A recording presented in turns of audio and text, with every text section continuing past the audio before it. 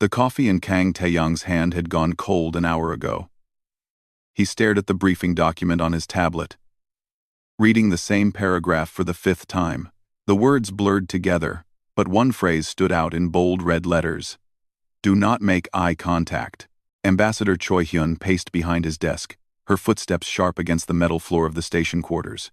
She had been talking for 20 minutes, but Taeyong could barely focus. His mind kept circling back to one simple fact. He was about to sit in a room with a creature that could kill him with a glance. Are you listening to me? Choi Hyun stopped pacing and fixed him with a hard stare. Taeyong straightened in his chair. Yes, Ambassador. Avoid eye contact with the Ashkari diplomat. Stay quiet. Don't draw attention. This isn't a joke, Taeyang. She pressed her hands flat on the desk, leaning forward. 3 diplomats are dead because they didn't take this seriously. The Ashkari don't see eye contact the way we do. For them, it's a challenge. A declaration of combat, and they always accept. Taeyong nodded slowly. He had read the reports. A Veltran ambassador, dead in 40 seconds. A Korathi trade minister, torn apart before security could intervene. A Thessian scholar, who simply looked up at the wrong moment. The Ashkari called it the right of challenge, an ancient custom they refused to abandon even in diplomatic spaces.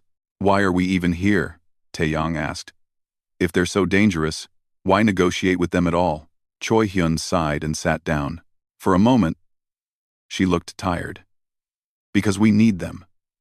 The trade corridor through Ashkari space would cut our shipping routes by 30%.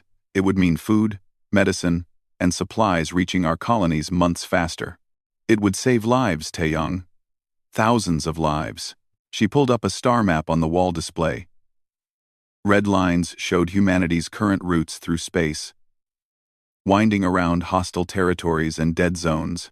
A single green line cut straight through Ashkari territory. Direct and clean. We're the newest species in the coalition, she continued. Everyone's watching to see if we can handle real diplomacy.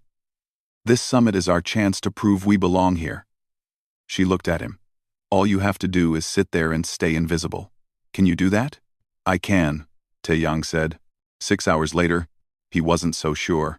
The assembly hall was massive, a sphere that could hold 10,000 beings from across the galaxy. Seats spiraled up the curved walls, each section color-coded by species and rank.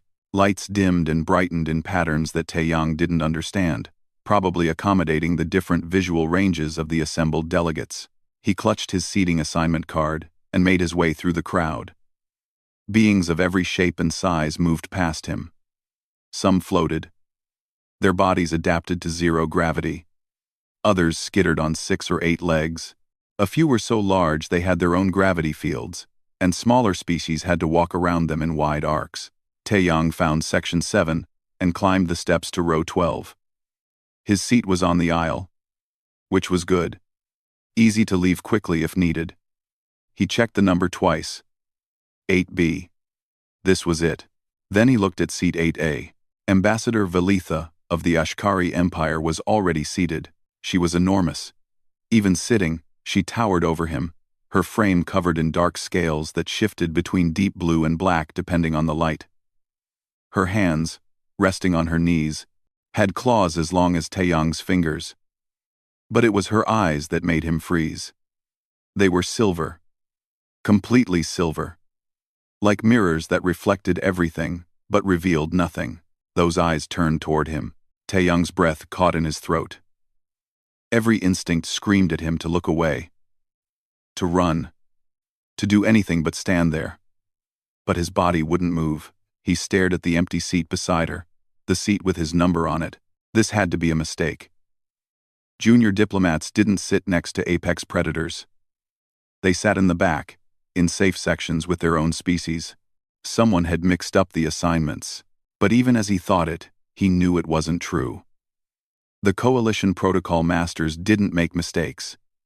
This seat was meant for him. Around them, other delegates had noticed. Conversations stopped.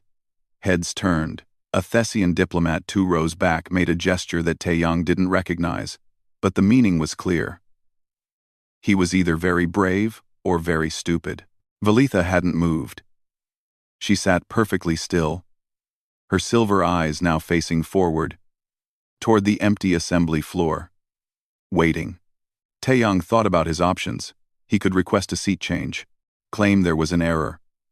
The protocol masters would investigate, and he'd probably be moved. But the entire assembly would see it. They would see a human run from an Ashkari. They would see weakness, and humanity was already seen as weak. He thought about Choi Hyun's words.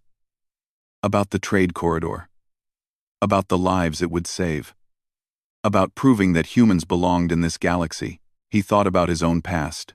About the things he'd seen in military service. The battles he'd survived not because he was stronger than the enemy, but because he'd learned to read them, to understand them, to find patterns in their behavior. Velitha had requested this seat. He was certain of it now. She could have sat anywhere, but she chose here, next to a human, next to him specifically. Why? There was only one way to find out. Taeyong took a breath and walked forward. Each step felt like walking through deep water. His legs were heavy. His heart pounded. But he didn't stop. He reached the seat and sat down. The chamber went silent. 10,000 beings stopped whatever they were doing and watched. Taeyong kept his eyes forward, focusing on the empty assembly floor. His hands gripped the armrests to keep them from shaking. Beside him, Velitha didn't move. The silence stretched for what felt like an hour, but was probably only seconds. Then, from beside him, came a sound. A voice, deep and resonant, speaking words he never expected to hear. Your people interest me, Kang Taeyong. She was speaking Korean. Perfect, unaccented Korean. You do not smell of fear, Velitha continued, still facing forward. Your heart races, yes. Your body prepares for danger. But you do not fear me. You fear the situation. There is a difference. Taeyong didn't know what to say. He hadn't expected her to speak at all, much less in his own language. The others, she said. And he could hear something like amusement in her voice. They told you to avoid my gaze. Didn't they? Yes, Taeyong managed to say. Good advice, Velitha said. For most species, the opening ceremony began. Lights changed, music played in frequencies Taeyong could barely hear. Delegates rose and sat in patterns. Some kind of greeting ritual. Through it all, Velitha sat beside him, massive and still. And Taeyong realized something that chilled him more than her claws or her size or her silver eyes. She had chosen this seat. She had learned his language. She knew his name. Whatever was happening here, it had been planned. And he had no idea why. The assembly dragged on for hours. Speakers from different worlds stood at the center floor. Their words translated into hundreds of languages through earpieces. Taeyong tried to pay attention, but he couldn't focus. Every nerve in his body was aware of the presence beside him. Velitha had gone silent after her initial greeting. She sat motionless, her breathing so quiet that Taeyong sometimes forgot she was there. Then she would shift slightly, and he would remember.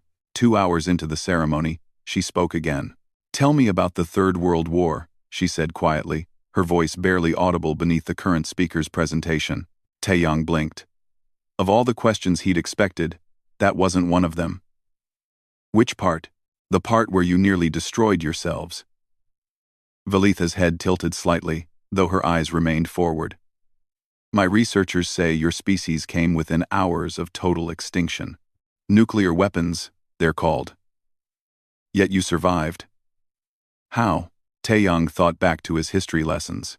The war had ended almost 200 years ago, but its scars still marked Earth. We got lucky, he said. A few people made the right choice at the right time. They chose to stop instead of continuing. Luck. Velitha repeated, as if tasting the word. Interesting. Most species would say they survived through strength or wisdom. Humans say luck. We're honest about our failures, Taeyong said. Something that might have been a laugh rumbled in Velitha's chest.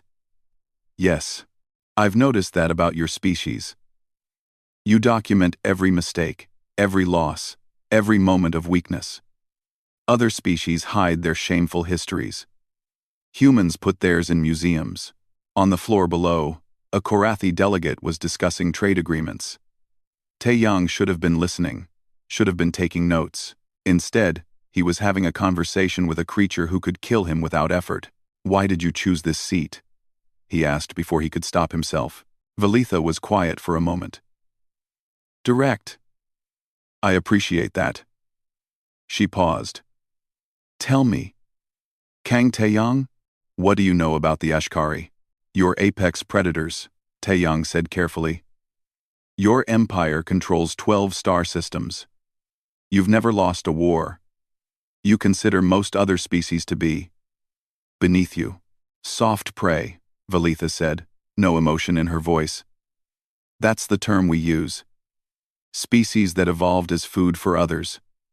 Weak, timid, quick to run." She turned her head slightly, not looking at him but closer than before. "We thought humans were soft prey too. Small. No natural weapons. Fragile bodies. Easy to break." Taeyang's mouth went dry. "Then we studied your history," Velitha continued. "And we found something strange. You should have died out millions of years ago. Weaker than the great predators of your world. Slower than the prey animals. No claws, no venom, no armor. By all logic, you should be extinct." "But we're not," Taeyang said. "No, you're not." Velitha's claws tapped once against her knee, a sound like stones clicking together. "Do you know what you have instead of claws? Persistence. You chased prey until they collapsed from exhaustion. You made tools when you had no teeth. You built societies when you had no hive mind. You survived ice ages and droughts and plagues. You fell, and you got back up. Again, and again, and again." The assembly took a brief recess. Delegates stood, stretching limbs and wings and tentacles. Taeyang saw Ambassador Choi Hyun, 3 sections over. Staring at him with an expression of pure horror, he gave her a small nod, trying to signal that he was fine. He wasn't entirely sure that was true. "The soft prey species in the coalition," Velitha said as beings moved around them. "They've been safe for so long they've forgotten what it means to fight. They negotiate. They trade. They avoid conflict. It's made them weak." She turned her head further, and Taeyang could see her silver eyes in his peripheral vision. "But humans remember. You've fought yourselves for so long that war is written into your culture. You know what it means to face extinction, and choose to fight anyway." "Anyway, why does that matter to you?" Taeyang asked. Before Velitha could answer, a figure appeared at the end of their row. Ambassador Choi Hyun, her face pale, her hands clasped tightly in front of her. "Excuse me, Ambassador Velitha. I need to speak with my junior diplomat." Velitha's head swiveled to face her fully. Choi Hyun took an involuntary step back. "He stays," Velitha said. "We are having a conversation. With respect, Ambassador, he's not authorized to." "I don't care about your authorizations." Velitha's voice was flat, cold. "Return to your seat." For a moment, Taeyang thought Choi Hyun would argue, but she looked at Velitha's eyes, at her size, at the claws resting on her knees, and she nodded once. She walked away without looking back. Taeyang felt a stab of guilt. Choi Hyun was trying to protect him, and he'd just been claimed by an Ashkari like property. But there was nothing he could do. If he tried to leave now, it would be seen as an insult. And insulting an Ashkari was suicide. The recess ended. Delegates returned to their seats. The next speaker began, discussing resource allocation in border territories. "You asked why it matters," Velitha said, picking up the conversation as if nothing had interrupted it. "I'll tell you. There's a threat coming. Something that makes our disputes over trade routes seem like children arguing over toys." Taeyang's attention sharpened. "What kind of threat?" "The kind that ends civilizations." Velitha's claws tapped a slow rhythm. "The coalition knows. The council has known for months. But they're debating, discussing, forming committees. They think they have time. Her voice dropped lower. They don't. Why are you telling me this? Because I've been watching your species since you joined the coalition. I've read every report, every analysis, every cultural study, and I've seen something that the Council hasn't. She paused. When the odds are impossible, when survival seems unlikely, most species calculate and retreat. They preserve what they can and hope for the best. And humans? Taeyang asked, though he thought he knew the answer. Humans get angry, Velitha said. Humans find a way. Humans cheat. There was something like respect in her voice. That's why I requested this seat. That's why I learned your language. That's why I'm talking to you instead of your ambassador. The assembly was winding down. Final speakers gave their closing remarks. Soon, everyone would disperse to private meetings and negotiations. What do you want from me? Taeyang asked. Velitha stood. She rose to her full height, nearly 8 feet tall, and looked down at him. Other delegates nearby shrank back. But Taeyang stayed in his seat, looking up at her. For the first time, she looked directly at him. Her silver eyes met his. Taeyang's training screamed at him to look away, but he didn't. He held her gaze. I want, Velitha said slowly, to see if humans are truly different. Or if you're just another soft prey species that will run when things get hard. She leaned down slightly. Tomorrow morning, you'll receive a summons to a private meeting. Come alone. And Kang Taeyang? Yes? Bring your courage. You'll need it. She walked away, her heavy footsteps echoing through the chamber. Other delegates parted before her, like water around a stone. Taeyang sat alone, his hands shaking, his mind racing.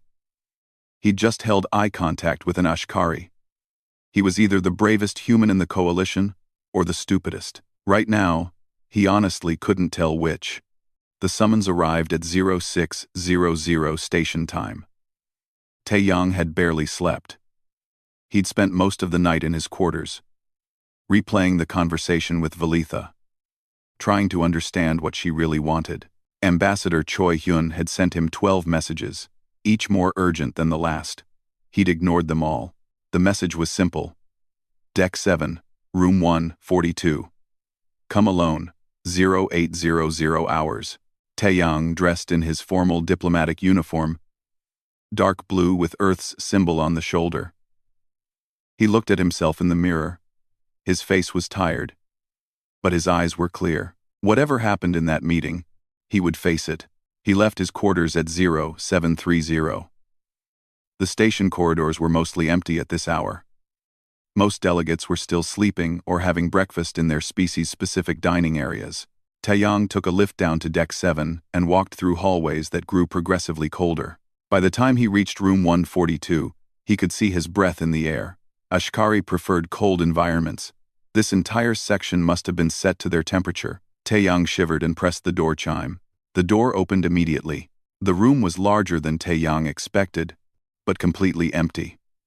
No furniture, no decorations, just bare walls and a floor covered in some kind of dark stone.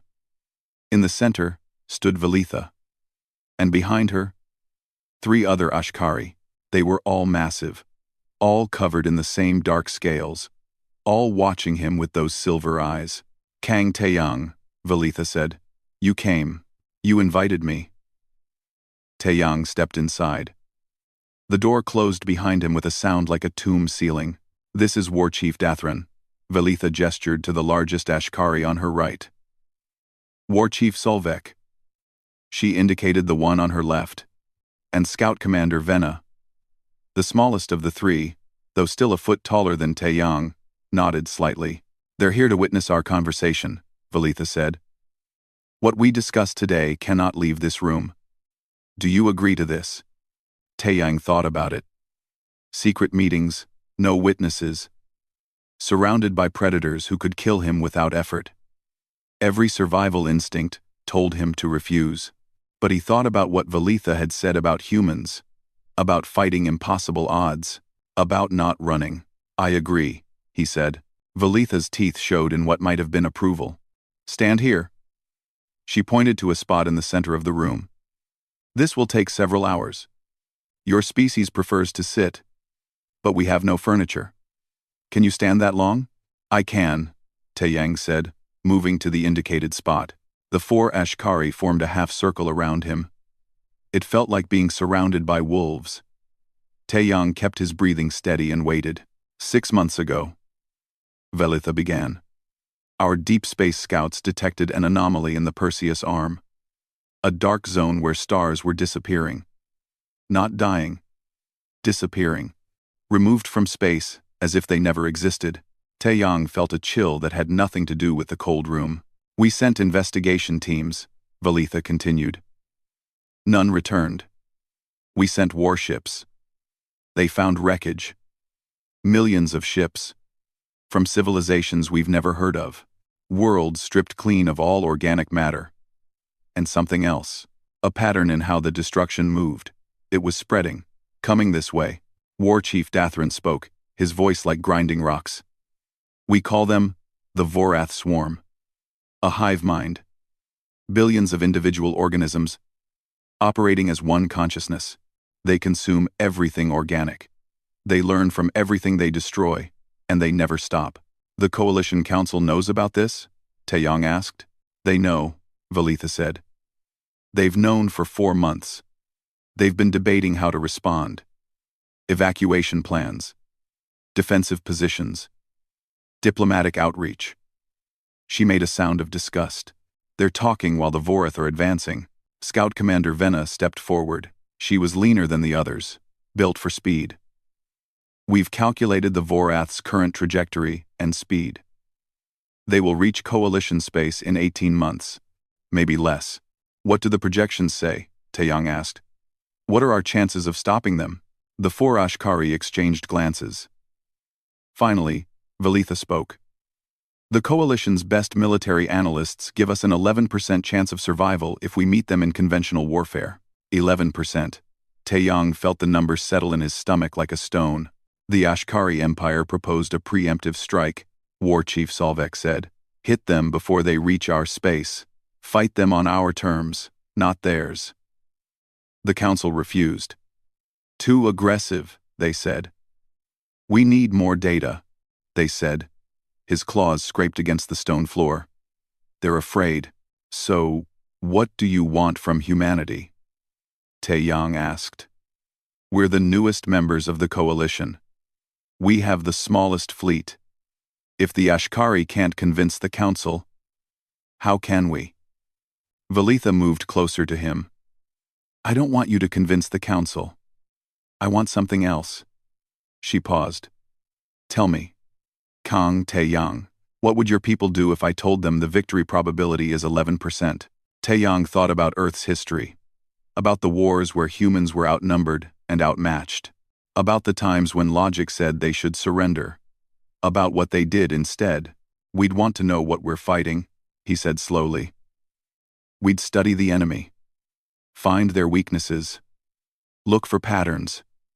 Then we'd find a way to change those 11% odds. How? Velitha asked.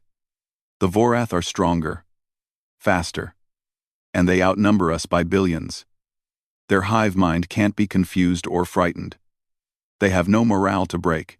They simply advance and consume. Taeyang paced, thinking. The 4 Ashkari watched him move. The Coalition fights wars the way most species do. Big fleets. Direct confrontation. Winner takes all. He stopped and looked at Velitha. But humans have fought wars for thousands of years.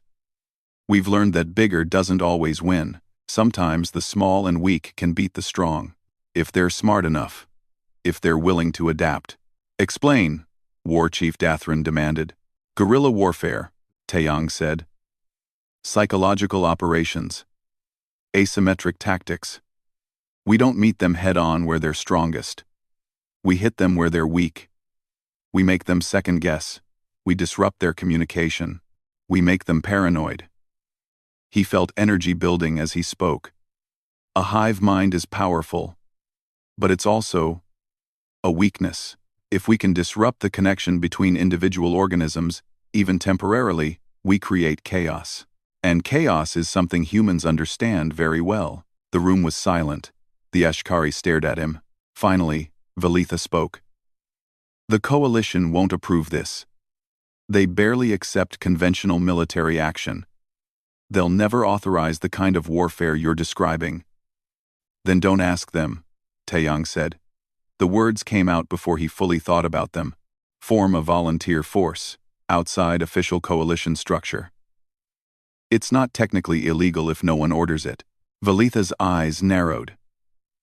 You understand what you're suggesting? This would be your career. Possibly your life. If the council finds out, you'll be disavowed. Humanity will deny any knowledge of your actions. I know, Taeyang said. And he did. But he thought about those 11% odds. About civilizations that would die if someone didn't act. About the trade corridor and the lives it would save seeming meaningless if there was no one left to save. Why you? Scout Commander Venna asked. You're a junior diplomat. You have no authority. Why not go to your superiors? Because they'll say no, Taeyang admitted. They'll say it's too risky, that we need approval, that we have to follow proper channels. He looked at each of them in turn, but sometimes, following proper channels gets everyone killed. Velitha turned to her war chiefs. They seemed to have a conversation without words, just small gestures and slight movements. Finally, all three nodded. We'll do it, Velitha said. But on one condition. You lead the human contingent, not your ambassador, not some general who'll try to do things the traditional way. You. I'm not a soldier, Taeyang protested. No, Velitha agreed. You're something better. You're someone who understands that sometimes you have to break the rules to save lives. That's what we need. Taeyang thought about his old military days. About the battles he'd survived by thinking differently. About the patterns he'd learned to see. About the rules he'd bent and broken to keep his people alive. All right, he said. I'll do it. But we do this my way. Human tactics. Human strategy. You want us involved? Then trust us to fight like humans. Velitha extended her hand, claws and all. Taeyang took it. Her grip was firm enough to crush bones. But she was careful. Then we have an alliance, she said. Now let's change those odds. 3 weeks after the secret meeting, Taeyang found himself on a transport ship heading to an Ashkari border world called Kendris. The planet was cold, rocky, and far from any major trade routes. Perfect for training a force that wasn't supposed to exist. The transport bay doors opened, and bitter wind hit Taeyang in the face. He pulled his jacket tighter and walked down the ramp. Waiting for him was a sight that made him stop mid-step. 200 humans stood in formation on the landing field. Behind them, 300 Ashkari warriors. And scattered among them, smaller groups from other species. Thessians with their forearms, Korathi with their hard shells, even a few Veltran, floating in their environmental suits. Velitha stood at the front, watching him approach. Your people answered your call, she said. Every one of them is a volunteer. No orders. No conscription. They came because they want to fight. Taeyang walked along the line of humans. He saw former soldiers, like him, but also engineers, scientists, doctors. A woman who introduced herself as Park Sori had been a cyber warfare specialist. A man named Kim Taeho had studied insect hive behavior for 10 years. Another, Yoon Ji-woo, was an expert in electromagnetic systems.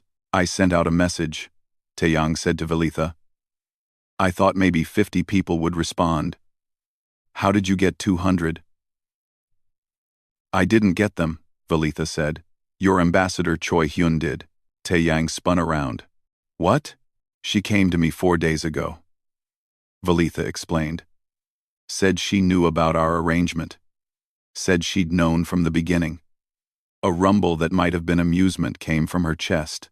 She told me, and I quote, If humanity is going to break the rules, we might as well do it properly. Taeyang couldn't believe it. Choi Hyun had seemed terrified at the assembly, But she'd known.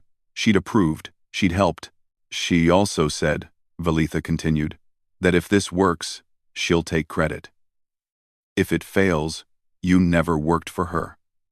Politics. She said the word like it tasted bad.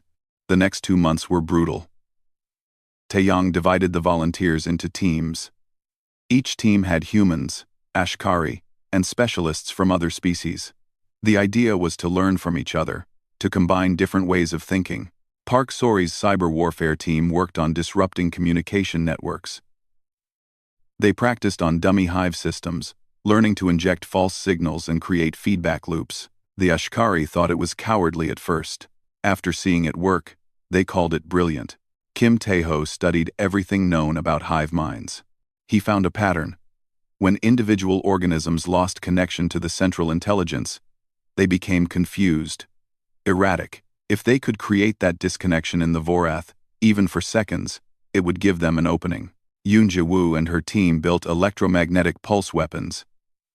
Not the massive ship-based ones used in space battles, but small, portable units. They could be carried by individual soldiers and deployed in precise locations.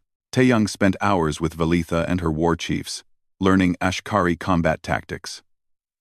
In return, he taught them human guerrilla warfare, how to ambush, how to retreat and regroup, how to make an enemy waste resources, chasing shadows.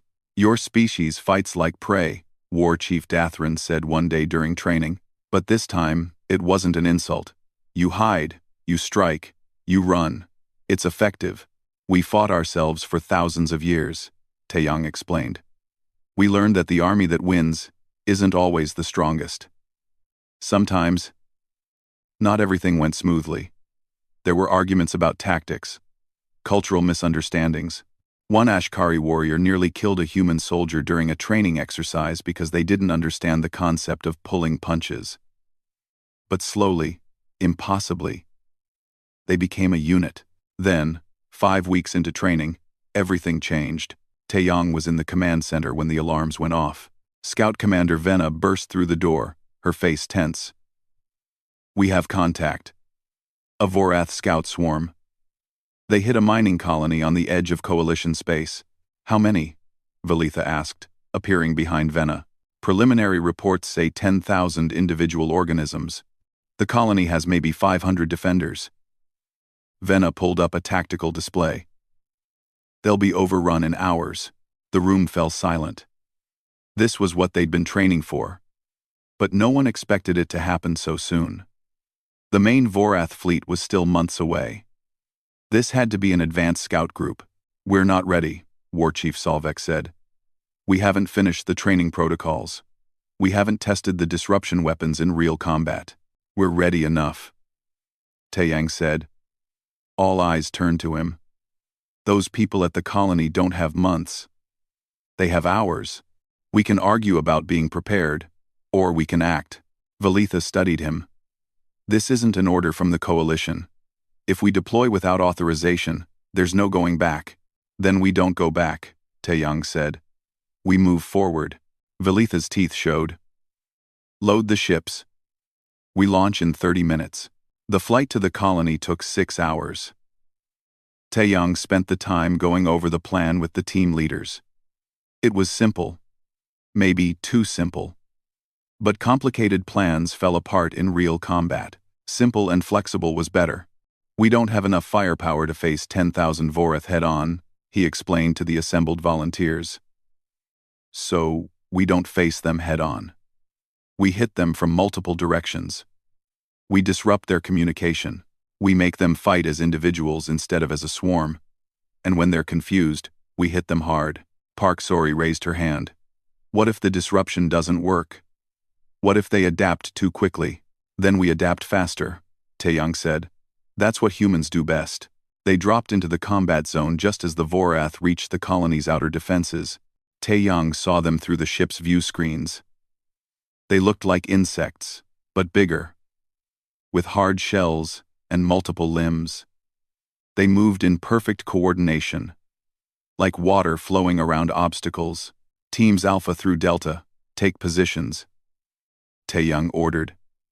Echo Team. Start the pulse sequence on my mark. The ships split up, each heading to a different coordinate around the swarm. The Vorath noticed them, but didn't change their approach to the colony. They were focused on their target, confident nothing could stop them. That was their first mistake. Mark, Taeyang said. Yoon Jiwoo's team activated the electromagnetic pulses. The effect was immediate. Sections of the Vorath swarm suddenly stopped moving in coordination. Individual organisms bumped into each other. Confused, the perfect flow of the hive mind stuttered. Now, Velitha roared over the comm. The Ashkari warriors hit the disrupted sections like a hammer. Behind them came the human soldiers, using conventional weapons to pick off isolated Vorath. The other species used their own specialties. Thessian climbers scaled the buildings and shot from above. Korathi formed defensive shells around civilian evacuation points. The Vorath tried to adapt. Parts of the swarm broke off to attack the teams. But Park Sori's cyber warfare specialists were already working, injecting false signals into the hive communication. Some Vorath started attacking each other, receiving signals that identified their neighbors as threats. It wasn't a clean victory. They lost 23 soldiers in the first hour. The Vorath were fast and deadly, and every mistake was fatal. But slowly, impossibly, they were winning. Taeyang coordinated from a command position, watching the tactical displays and adjusting team positions. He saw patterns in how the Vorath responded. When they lost communication, they defaulted to simple attack patterns. Predictable, exploitable. Team Charlie, fall back and draw them into Zone 5, he ordered. Team Delta, prep the pulse for a 3-second burst. The teams moved like clockwork. The Vorath followed Team Charlie, walking right into the trap. The pulse hit, and for 3 seconds, hundreds of Vorath were completely isolated from the hive mind. In those 3 seconds, the Ashkari tore through them. 6 hours after the battle started, the last Vorath organism fell. The swarm was destroyed. The colony was saved. Taeyang stood in the colony's central square, surrounded by exhausted soldiers. Humans and Ashkari sat side by side, too tired to care about species differences. Some were injured. Some were crying. All of them were alive. Velitha approached him, her scales scratched and dented from combat. That was the first time the Vorath have been defeated, she said quietly. In all recorded history, they've never retreated, never lost. Until today. It won't stay secret, Taeyang said. The coalition will hear about this. Let them hear, Velitha said. Let them see what's possible when you stop talking and start fighting. Within hours, the news spread across the coalition. A mixed volunteer force had defeated a Vorath swarm. The species that everyone thought couldn't be stopped had been stopped. By humans and Ashkari working together, the Coalition Council chamber was designed to be intimidating. Taeyang stood in the center, a single human surrounded by representatives from 200 worlds. Above him, viewing platforms spiraled up into darkness. Thousands of eyes watched him. Many of those eyes weren't friendly. Kang Taeyang, the council speaker said, a Thessian whose 4 arms gestured in patterns of judgment. You stand accused of unauthorized military action, of forming an illegal combat force, of engaging in warfare without council approval. How do you answer these charges? Taeyang stood straight. He wore his diplomatic uniform, but the jacket had burn marks from the battle. He hadn't bothered to change it. I don't deny any of it, he said clearly. Everything I did willingly. Murmurs rippled through the chamber. Some species clicked or whistled their disapproval. Others remained silent. You endangered the delicate balance of coalition peace, another council member said, a Veltran floating in his containment sphere. You could have started a war. With respect, Counselor, Taeyang said. The war is already here. The Vorath don't care about our balance or our peace. They care about consuming everything in their path. I didn't start this war. I just decided to fight it. One unauthorized victory doesn't justify the Thessian began, but he was interrupted. One victory? Ambassador Choi Hyun's voice rang out from the diplomatic section. She stood, her formal robes catching the light. Let me tell the council what they've been too afraid to see. She pulled up a holographic display. In the 3 weeks since the first battle, Commander Taeyong's volunteer force has engaged the Vorath 12 times. 12 battles, 12 victories. The murmurs grew louder. Taeyong saw shock on many faces. They hadn't known. The council had been suppressing the reports. Choi Hyun continued. Each time, the Vorath lost. Each time, they retreated. Each time, they sent smaller scouting forces. Do you know what that means? She looked around the chamber. It means they're afraid. For the first time in their existence, the Vorath are uncertain, and uncertainty is how you defeat a hive mind. This is irregular procedure, the council speaker started. Irregular? A new voice boomed through the chamber. Valitha rose from the Ashkari section. She towered over the other delegates. What's irregular is watching civilizations die while you debate committee procedures.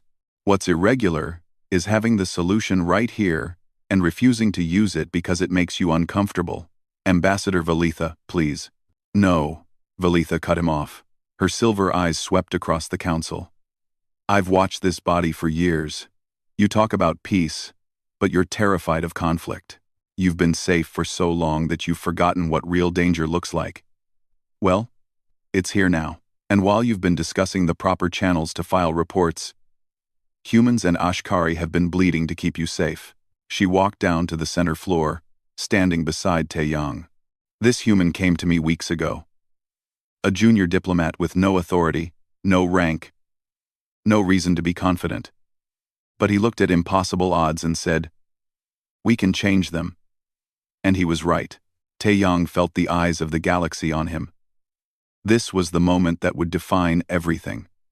Not just his career, but humanity's place among the stars. The council speaker tried to regain control.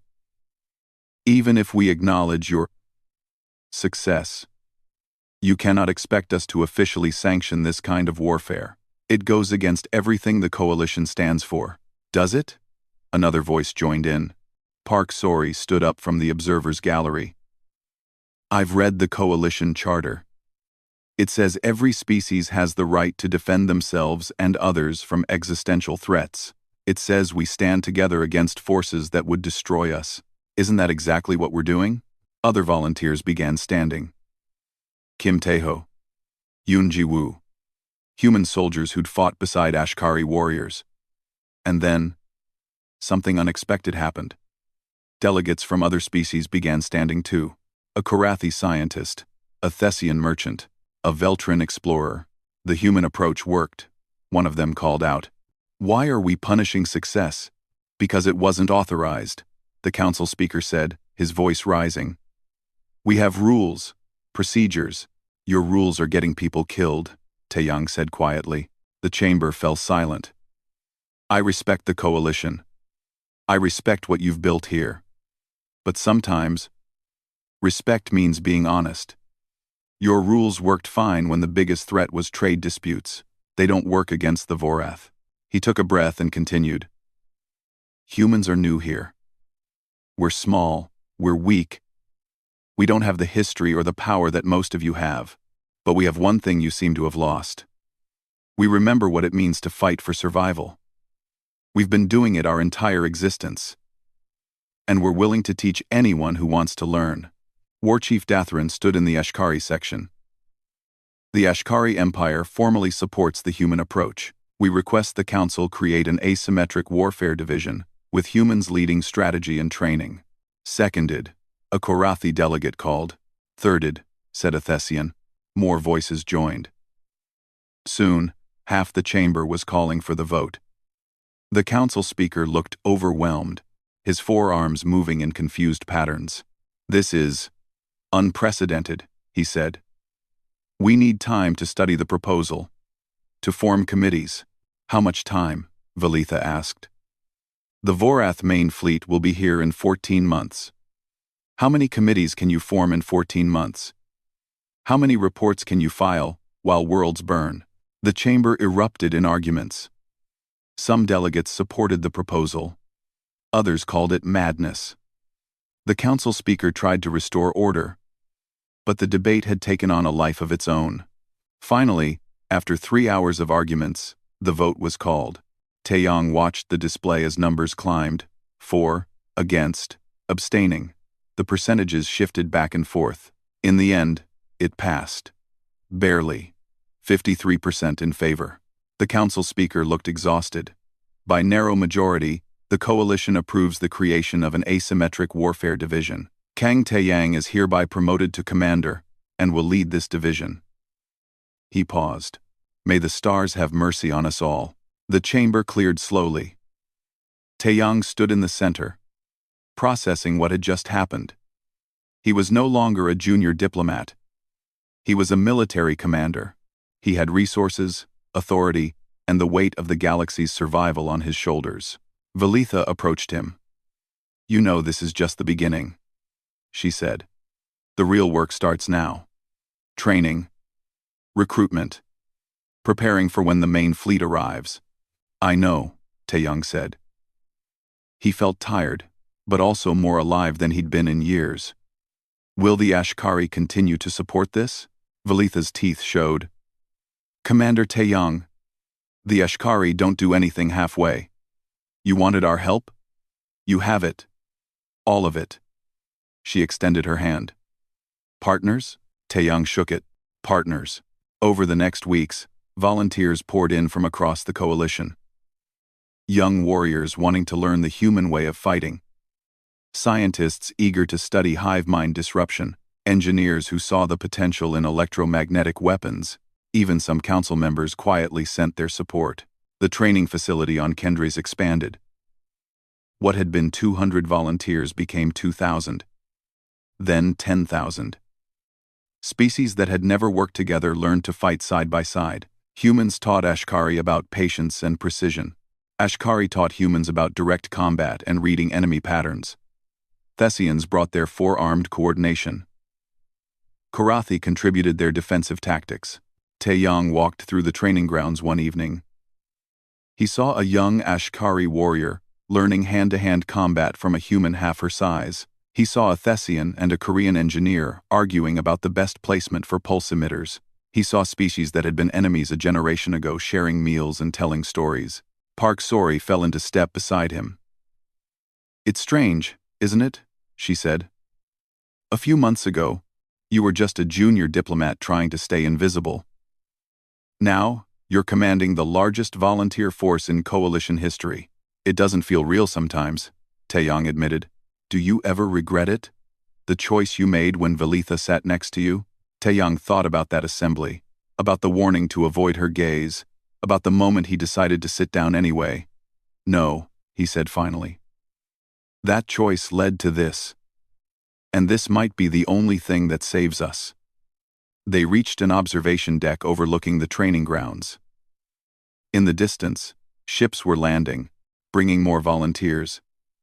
Beyond that, stars filled the sky. Beautiful. Peaceful. Soon, somewhere out there, the Vorath fleet would appear. "Do you think we can win?" Park Sori asked quietly. It was the question everyone asked. The one Taeyong asked himself every night. The statistics said they had better odds now, maybe 30%. But that still meant a 70% chance of losing, of watching civilizations fall, of seeing everything they'd built turn to ash. But Taeyong had learned something in the past months. Odds were just numbers. They didn't account for courage, for creativity, for the ability to adapt. They didn't account for species learning to work together. They didn't account for humans doing what humans did best, finding a way when there wasn't supposed to be one. "I think," he said slowly, "we can surprise them. Make them question themselves. Force them to fight on our terms instead of theirs." He looked at the stars. "And sometimes, that's enough. Sometimes, just refusing to give up is the most powerful weapon we have." Ambassador Choi Hyun's voice came over his comm unit. "Commander, we have a situation. Long-range scanners picked up something. The Vorath main fleet. They've changed course." Taeyang's heart sank. Where are they heading? There was a pause. When Choi Hyun spoke again, her voice was tight. Earth. They're heading straight for Earth. The hive mind had identified humanity as the primary threat. They were coming for the source. For the home of the species that had dared to fight back. Taeyang closed his eyes for a moment. Then he opened them and straightened. Then we meet them there. On our ground. Our terms. He looked at Park Sori. Get everyone ready. We have work to do. As he walked back to the command center, Taeyang thought about that first day. About the warning to avoid Valitha's gaze. About choosing to sit beside her anyway. That choice had led him here, to this moment, to this impossible fight. And he would make the same choice again. Every single time. Because that's what humans did. They looked at impossible odds and fought anyway. They sat down when everyone told them to run. They held the gaze of predators and refused to blink. And sometimes, just sometimes, they won.